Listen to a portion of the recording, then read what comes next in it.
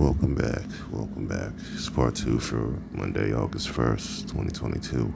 If you haven't already checked out the first part, please do so.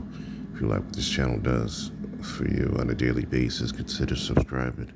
Hit the notifications bell so you know when the next video pops up. In addition, share the content so more people can be aware of it. And not just that, just share the word of God in general so more people can be aware of it. Doesn't necessarily have to be from what I do.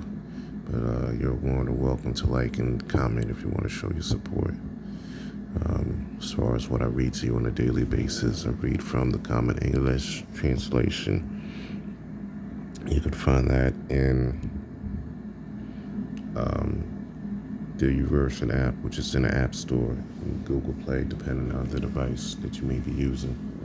So with that said, let's continue on with Deuteronomy 32. Deuteronomy 32.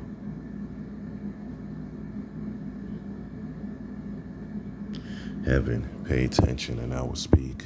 Earth, listen to the words of my mouth.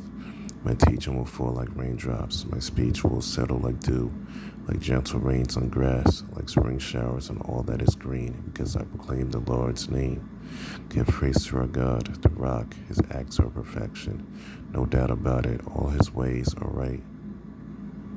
He is the faithful God, never deceiving. Although righteous, altogether righteous and true is he. The children who weren't his own sin against him with their defects. They are a twisted and perverse generation. Miss how you thank the Lord, you stupid, senseless people. Isn't he your father, your creator? Didn't he make you and establish you? Remember the days long past. Consider the years long gone. Ask your father, he will tell you about it. Ask your elders, they will give you the details.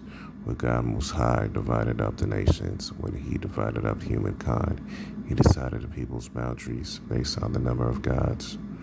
Surely the Lord's property was his people. Jacob was part of his inheritance. God found Israel in a wild land, in a howling desert wasteland. He protected him, cared for him, watched over him with his very own eye.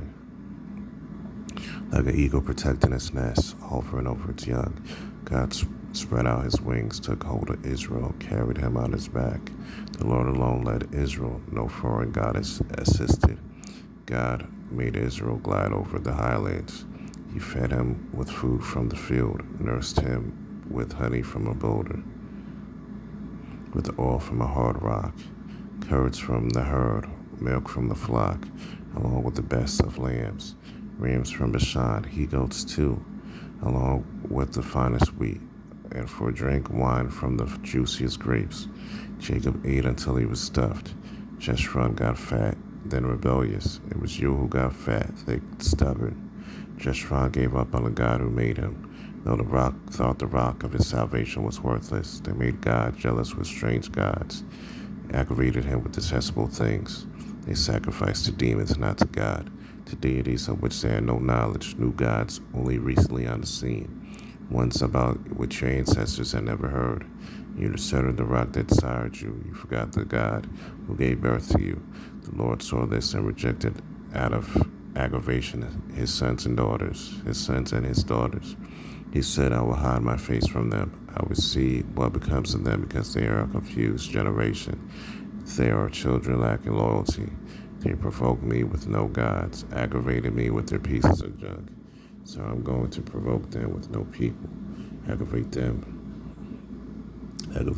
with a nation of fools. A fire burns in me. It will blaze to the depths of the grave. It will destroy the land and its crops. It will blacken the base of the mountains. I throw on them disaster after disaster. I'll destroy them with my arrows. Devastating hunger, consuming plagues, and bitter sickness. I'll send animal fangs after them, venom from dust crawlers too. Outside in the streets, a sword will bereave. Inside, in the safest room, there will be terror for young men and women, nursing baby and senior citizen. I thought about it. I could have struck them down, erased them from human memory, but the enemy's rage concerned me. Their opponents might misunderstand. They might say our strong hands Not in the Lord did all this, because they are not a thoughtful nation. They lack any insight. If they had any wisdom, they would understand this. They would discern what will become of them. How could one person chase off 1,000 in a battle? How could two people make 10,000 flee for their lives? Only because the rocks sold them off. Only because the Lord handed them over. But no, the rocks can't compare to our rock. Our enemies are completely stupid. The roots run straight from Sodom, from the fields of Gomorrah. The grapes are pure poison. Their grape clusters, nothing but bitter. Their wine is snake poison, venom from a cruel cobra.